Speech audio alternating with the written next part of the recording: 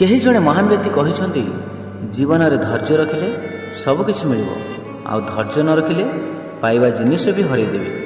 आसतु आज गोटे छोटिया कहानी शुणा आउ ये कहानी है दुईटी भिखारी विषय। गोटे राज्य में बहुत बड़ मंदिरटी थिला आउ सेई राज्य में गोटे राजा थिला। सबुबले राजा मंदिर को जाई पूजा करती। मंदिर बाहर दुईटी भिखारी बसी भिक मागुथिले। गोटे भिखारी भगवान को भिक मागुथाए आउ गोटे भिखारी से राजा को भिक मागुथाए।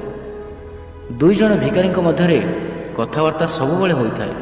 गोटे भिखारी अन्य भिखारी को कहे, भगवान को मागुछ कहीं, भगवान कौन तुमको देदेवे? जहाँ को सामने देखुच ताकू माग, सबकिछि मिलिबो। भगवान को मागिले किछि मिलिबनी। अन्य भिखारीटी चुपचाप कथा शुणुए। दिने राजा रात्रि शोवा समय भाविले, गोटे भिखारी भगवान को मागुची आउ गोटे भिखारी मते मागुची।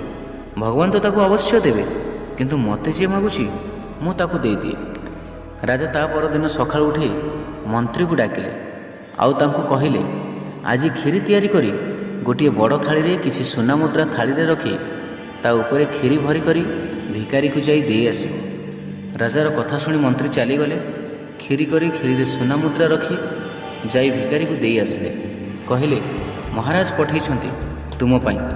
भिखारीटी बहुत खुशी होई खीरी खाइबारे लागिला। पाखर थिबा भिखारी को बहुत थटा और उपहास करुथाए आउ खीरी मध्य खाउथाए। खीरी बहुत थिला तेणु सबु खाई पारिला नाही। पाखर थिबा भिखारी को देदेला।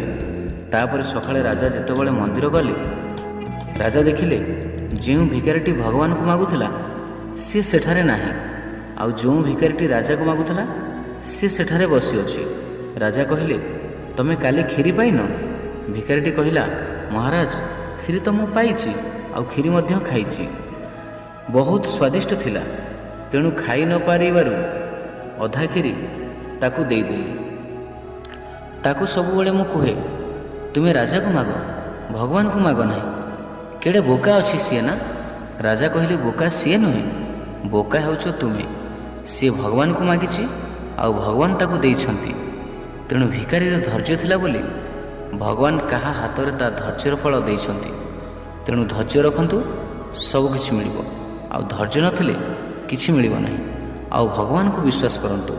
ए कहानीटी केमिति लागिला आमको कमेंट बॉक्स रे कमेंट करंतु। आउ जदि आम चैनल को नुआ देखुछंती ताहले चैनल को सब्सक्राइब कर दियंतु। पाखरे थिबा बेल आइकन रो घंटी को दबाई दियंतु।